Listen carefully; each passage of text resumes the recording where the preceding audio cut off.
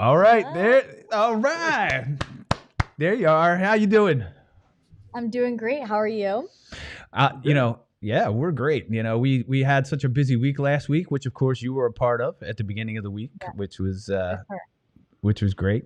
So congratulations to you on the premiere of last night at Terrace Lanes. Thank you so much, and same to you. Thank you.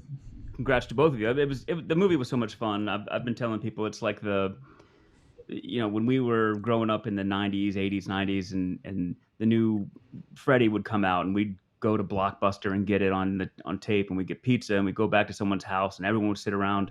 That's what this movie is like. It's the kind that you're going to get together with a bunch of friends and just be stupid and laugh and enjoy. So it's a real good time.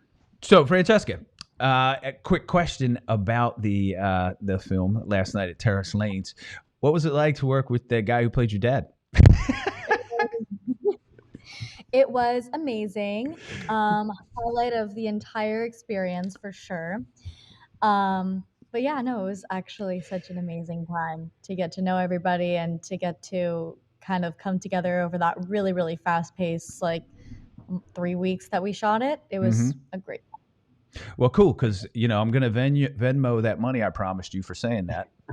Oh yes, yeah. Thank So, you. I was actually. You want me to put it in the chat, or do you already have the Venmo? Or no, yeah. Can you put it in the chat for me, please? Because yeah, Perfect. I'll totally forget because I'm that age. I forget about everything at this point.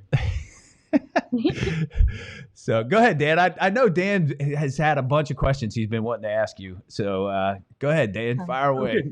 We had Jamie on the podcast previously, and he was talking about how the project came together. And like you said, it was shot over 12, 14 days, something like that. And so the bowling alley, I guess, was going out of business. They had a chance to shoot there.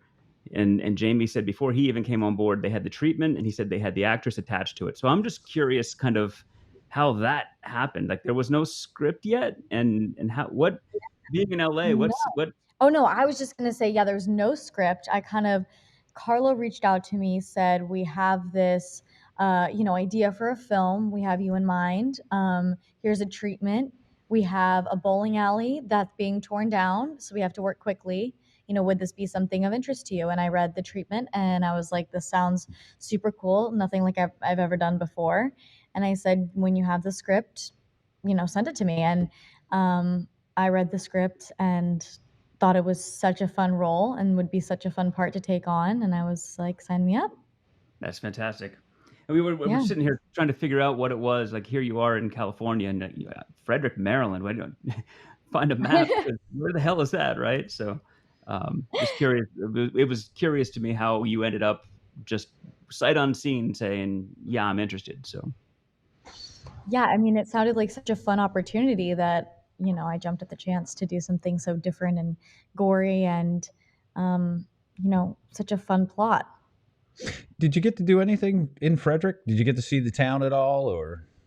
Yeah, we went around a bit. We went to, the downtown, went to some restaurants that were super fun, and then kind of ventured out even more to like DC. And, I have family in Pennsylvania and Delaware, so we headed up there. So, yeah. You see that, Dan? Pennsylvania and I Delaware. didn't see that. That's why. That's why I told you, Eagles fan. There it is, Oh, right yeah. there. I saw on your Instagram at one point you said my first stop when I get back to the East Coast is always Wawa, and I was like, you have Oh, great yeah. taste in coffee and horrible taste in football teams, but I won't hold that against you. So Well, yeah, no, I always go. We get some coffee and soft pretzels, and Hell just have yeah. to do it. Those Yeah. pretzels are the best. When I was a kid, though, Francesca, you know where we used to get the pretzels? Where? On the side of the road from the guy selling them at the corner when you would pull up to a street light. Yeah, but we stopped doing that when we saw the guy come walking from around a tree and he was buckling up his pants like he just had gone to the. And he came over and he was like, "What do you want? You want a?" We were like, "No, thank you. We're good." Good. So much. That was the last. Nothing That was the last time we ever got soft pretzels ever from a street vendor. We were like, you know what? That's enough. Right. Not doing that again. So yeah, I'm glad Wawa has them now, so I can get them at the Yeah, Wawa. no, the Wawa ones are really good too. They're amazing. They are. They're amazing. In the film, you and I, Mhm. we get to do a lot of cool things. We get to do, Oh, fight yeah. scenes. We get. Tell us a little bit about that one fight scene where you got to fight a bowling pin. Yeah, that was super, super fun. When I was reading the script, that scene immediately stuck out to me as something that I was going to be really excited to get to do.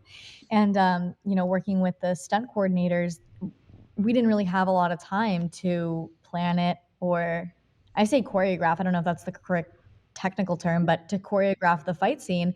Mhm. And they're like, well, the guy's going to be in a bowling pin, and he's going to come up, he's going to strangle you. You have to fight him, and they were like, just really, go at him with all your strength. And I was like, okay, sounds good. And it ended up being so fun. Yeah, I got to flip over the counter, and it looked, pretty authentic. And I got to throw bowling shoes, and it was such a great time. I really loved the way that scene turned out, and I love doing stunts and things like that. So to be able to kind of get to do that myself was such a fun experience. Well, you had the opportunity to work with one of the best in the business, Dan Mascarello, better known as Mascot in the industry. Yeah. But he's fantastic, and the way he choreographs things, it's simple, it's easy, always safe. We love him. He's been on all of our films, and we're going to work with him, in the future, and hopefully we'll get to work with you again, which would be fantastic. Yeah, that would be great. That would be amazing. I loved when you would chuck in the shoes, and I don't know if everyone catches it, but there's one that went a little wide left, and you nailed our buddy Chris LaMartina, and I went over to him after the movie. He's like, I saw you get nailed with one of those shoes. Like, yeah, it didn't feel great. So. We actually didn't even know that until you said it right now. That's hilarious. Yeah, one of them just sails just left of the pin and just right in the back. I was like, that's awesome. But he's such a trooper. Yeah. I feel so bad. I had no idea. My mom came up and said to me, she was like, are you going to be able to like actually sell it? Because I mean, you're not very good at throwing, you're not. And I was like, well, that's rude. And I was like, I'm going to throw these bowling shoes like my life depends on it, just to prove a point to you now, if not anything else. Well, I'm pretty sure Carson Wentz's mom said the same thing to him. You're not really good at throwing. Easy, buddy, easy about the Carson Wentz jokes. So anyway, Francesca, that was one scene that you did, but I'll tell you the one that really got, because I wasn't there for that one, but I was there for the one back behind the bowling pin machines.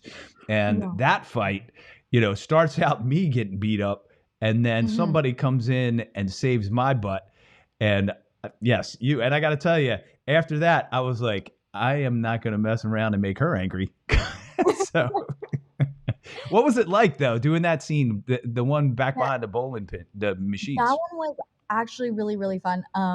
It was a very emotional scene as well. They wanted me to kind of be really crying and kind of grappling with the weight of killing this man and doing that. So it was kind of fun to balance both that kind of rage, anger with, a really emotional and genuine moment of someone, killing another person.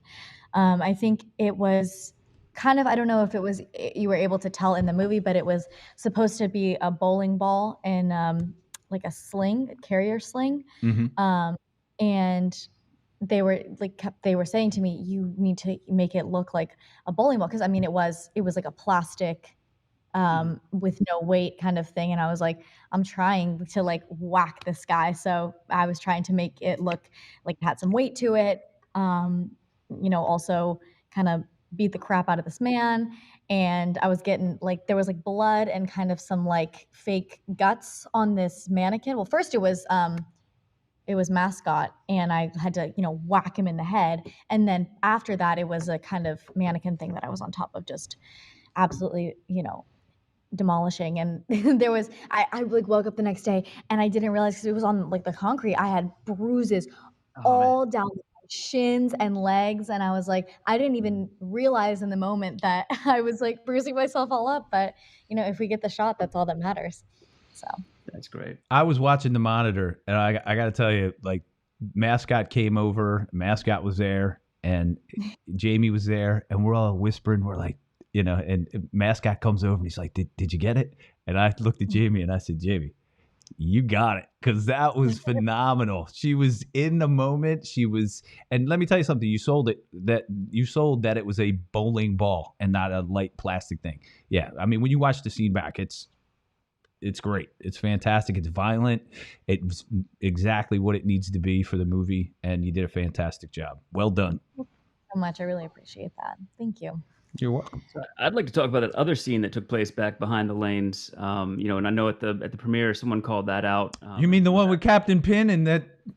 And not that scene, right? Not that scene. Come on, man. This isn't that kind of podcast, Dan. Come on. I've put that out of my head. I don't want to talk about that ever again. Yeah, exactly. No, thank you. But the two of you have a great scene back there, and I do think that it's unfair of Jamie to ask you to carry the load, Francesca, and carry this guy through such an emotional scene, and lift all that weight, But you did a great job. No, seriously though, it's and I think we have a clip of it here, but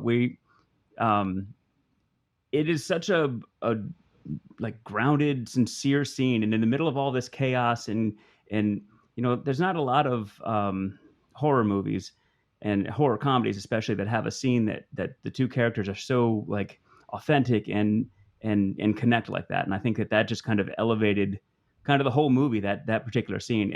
And I know the way it's shot, even, I mean, both of your performances and the way it's shot, this scene is just kind of like the heart of this movie. And I thought it was just beautiful work from both of you. Well, thank you. Yeah. There was just before we got on, actually, Francesca, just so you know, there was from Scare Value, they did a review of the film, and they talk about our relationship and how great it was, and how the chemistry between you and I was fantastic. So if you get a chance, I shared it on X, and I shared it on Facebook. You get a chance to read that article. They talk about you and how well you did, and it's a great review of the film. So check that out when you get a chance.